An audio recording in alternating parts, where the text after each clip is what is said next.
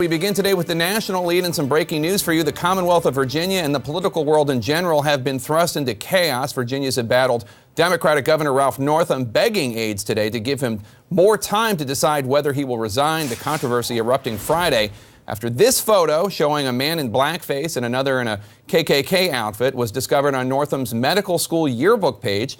CNN has just learned that in a meeting with his cabinet this morning, Governor Northam said if he resigns now, he would be doing so as a, quote, racist for life, and that Northam wants time so he can clear his name. And the only way to do that is to stay in office, according to a source inside that meeting.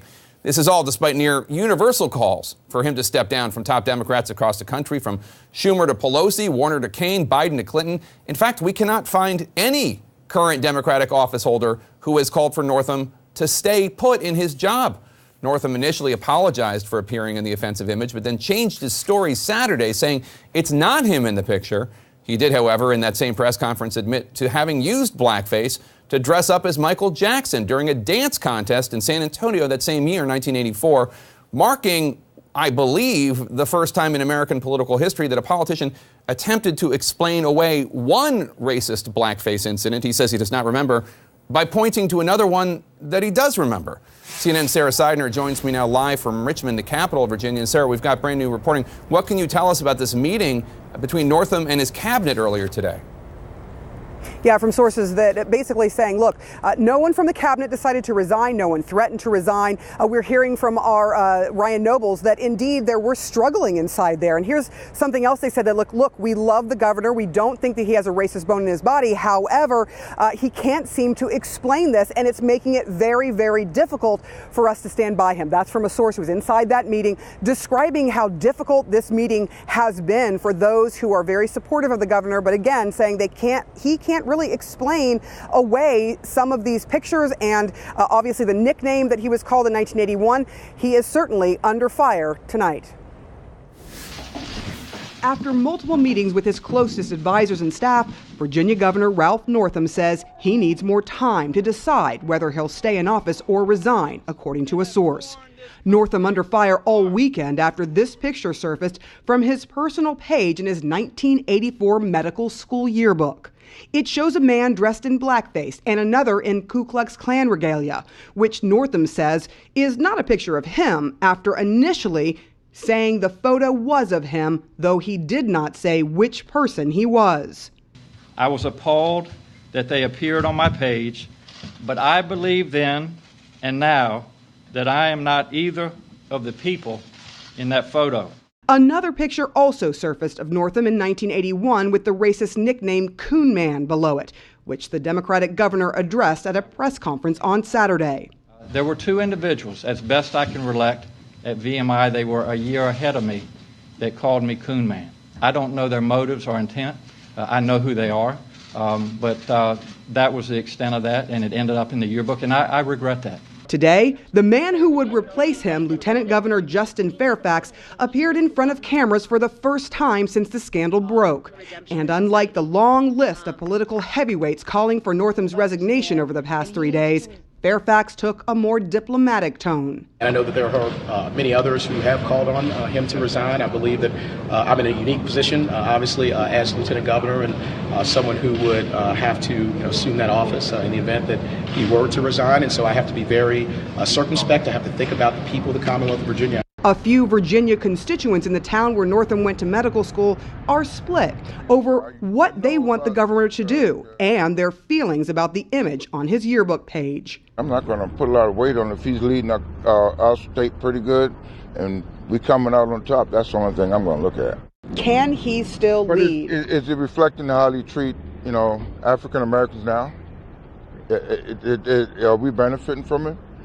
I mean, that's mostly what I would want to look at. I'm not going to really grade the picture that much because I know, to me, white people, it's not a new thing. It's just everybody's coming out in the open. Should he resign? I think he should. I really do. Because he's supposed to be limelight. He's supposed to be the guy, the figure that we all look up to.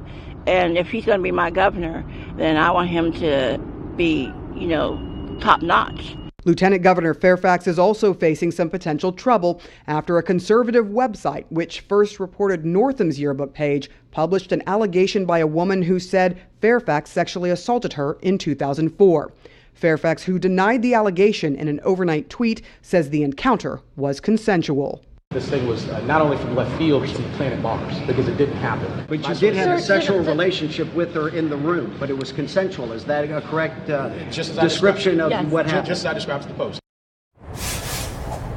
Now, his reference to the Post is the Washington Post, and the Washington Post has said that in 2017 they were contacted. They did talk to a woman making an allegation about sexual misconduct. They also talked to Mr. Fairfax at the time, and both of their stories were divergent. They did not match, and they were unable to corroborate the story, and they haven't been able to get in touch with the woman since. CNN has also tried to reach out, but we have not heard from the woman. Jake? All right, Sarah Seidner in Richmond. Let's talk about all this with my experts. Let me start with you.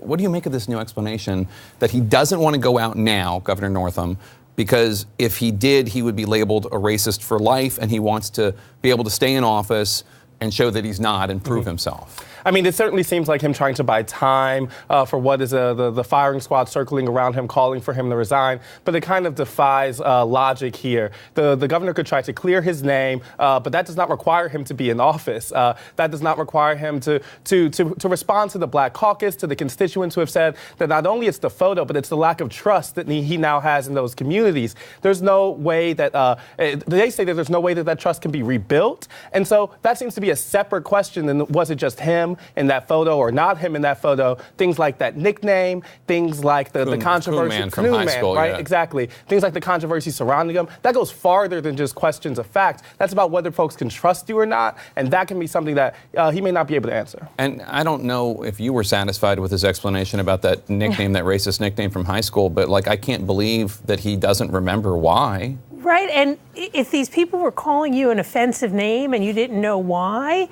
didn't you ask them? Why didn't you confront them? How did it end up on your page if it really wasn't your nickname? That just doesn't happen by accident. I mean, his answers are just absurd and only kind of add insult to injury. These are, the picture is outrageous. It's racist. It's a very serious situation. And he keeps coming back with these absurdities, which only to me show he doesn't take this at all seriously. And he's really only thinking about himself and not about Virginia and not about the communities and people he's hurt. I misspoke. VMI is obviously college, not high school. Margaret, let me ask you, I want you to take a listen to former Congressman, Democrat James Moran, who represented Northern Virginia in the House. He came to something of a defense of the governor. I don't think we have all the facts at our disposal. I don't like rush to judgment. Justice is never about a rush to judgment. I think there's the potential for Mr. Northam to be a very fine governor, and that's what matters in the long run. Former Senator Joe Lieberman said something similar. They're outliers, of course, when it comes to the Democrats right now. They are, and both of their defenses don't make lots of sense. But what they do demonstrate is, I think, this other side of Northam. Many people will go on the record and say, this is a wonderful man who, in his medical practice, has treated minority and children of color pro bono extensively. I mean, there is this sort of, we tend to make these things one note, and in this case, it should be. I mean, I don't believe that he should stay as governor. I understand that this is a very serious issue, but think about how he could have handled this separately. What if he demonstrated contrition? What if he came out and was honest about the fact that, in 1984, Virginia, we have a lot of legacies of racism in this country, and in 1984 in Virginia, it was a much more racist climate, especially the place where he was. And what if he demonstrated a personal evolution of redemption? At least, it doesn't mean he could hold onto a seat, but that could give the country something to hang on to demonstrate we're getting better. Every generation we get better. This is still not acceptable. Well, that's what he sort of started out doing, right? The first night he said, yeah, it was me, it was a different time. And then he comes back and tries to undo the confession. I take your points that his stories now are shot through with implausibilities. But if it's actually true that he is not in that image, I am sympathetic to him defying the world and vindicating his name. And the fact is, if he resigns and tries to do that, there'll be zero interest in anyone's part, whether he's actually in the image or not. So it seems to me it matters what the facts are and what the truth is in this case. But it's not just the image now. His defense of allegedly not being in the photo was to tell us that he had done blackface on another time or other times. So we've moved beyond the picture. Right. He's admitted another incident, or even more perhaps, that disqualify him from being governor of a state in the United States of America. Dressing as Michael Jackson and doing that in blackface would be dumb and offensive. The question is, does it wipe out the entirety of your adult life and everything you've done, your civil rights record, the children you've treated, the alliances you've had with African American Democrats? And that's what makes me, I have no use for Ralph Northam on all sorts of levels, but that's what makes me deeply uncomfortable with all of this.